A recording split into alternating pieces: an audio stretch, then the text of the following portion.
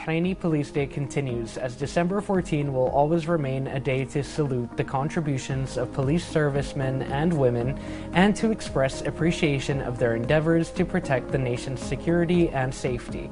To talk more about that, we are pleased to welcome here at the studio Captain Safia alhajiri from the Purchase Directorate at the Ministry of Interior. Welcome, Captain. How are you doing? Fine, how are you? Very good, thank you. So first, I'd like to start by asking you, the Bahraini police has a vital and active role in maintaining security and peace. What can you tell us about that role and its exerted efforts? Right, so the Bahrain police, they do play a very important role in maintaining law and order within the country.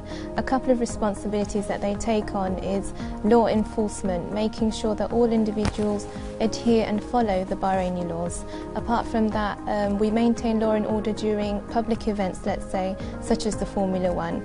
The main priority of the Bahrain police force is to protect and make sure that everyone is safe in any circumstances that take place.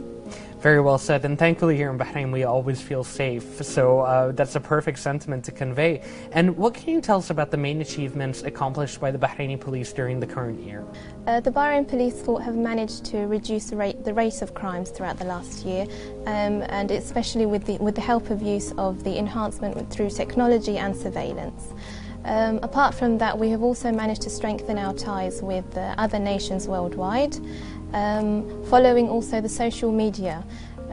Obviously the development of social media is so big now, so the Bahrain police media have managed to use this to our advantage, to reach out to the general public and interact with them more closely. We've used several social media platforms and websites, and just recently they have set up the National Civil Protection Platform, which was set up basically to as a guidance for the general public and a way of them to access any information that's related to safety or in case of any emergency that may occur. That's brilliant. And what can you tell us about the role of women and their main achievements in the police field in Bahrain? So the General Directorate of Women's Police was set up in 1979, and since then the women have contributed and also made notable milestones within the ministry. They have been given leadership roles as well as being able or given the opportunity, let's say, to become head of certain sections within the ministry. Apart from that, the Bahrain police force also concentrate, or let's say focus on gender equality. So women have been introduced into all sectors within the ministry. So let's say we have women in the SWAT team, we have women as detectives in the forensic science. We also have a women officer who works as an engineer in the police aviation. Apart from that, women have known to be more empathetic towards, let's say, the general public. So that also has helped, let's say, not better the Bahrain police, but has helped kind of get across to the general public as well.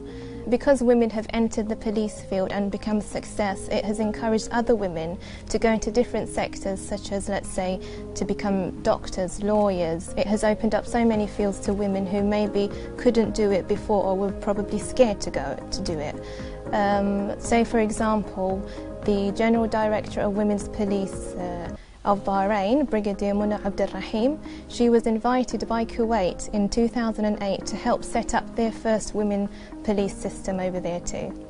It's brilliant and very inspiring. And now to talk a little bit more in specifics, what can you tell us about the role of women in your directorate?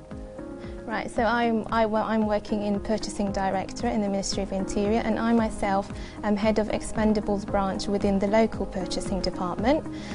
So from there I can say that we have been given opportunities to lead, to become strong, independent women and to make their own decisions.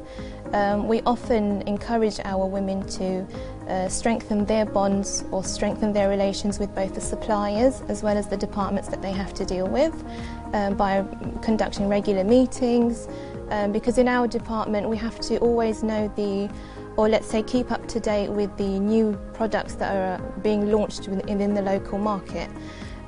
So for women to be able to do that and to kind of, let's say, put their foot down and talk to these suppliers and come across to them is a big step for us.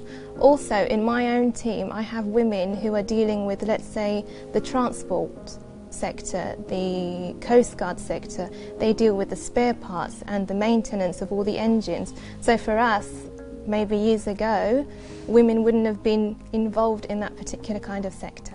Brilliantly said. And now, just before we conclude, I'd like to ask you, how do you value the support being provided for women who are in the police force? Well, I can confidently say that they have provided us with so much support.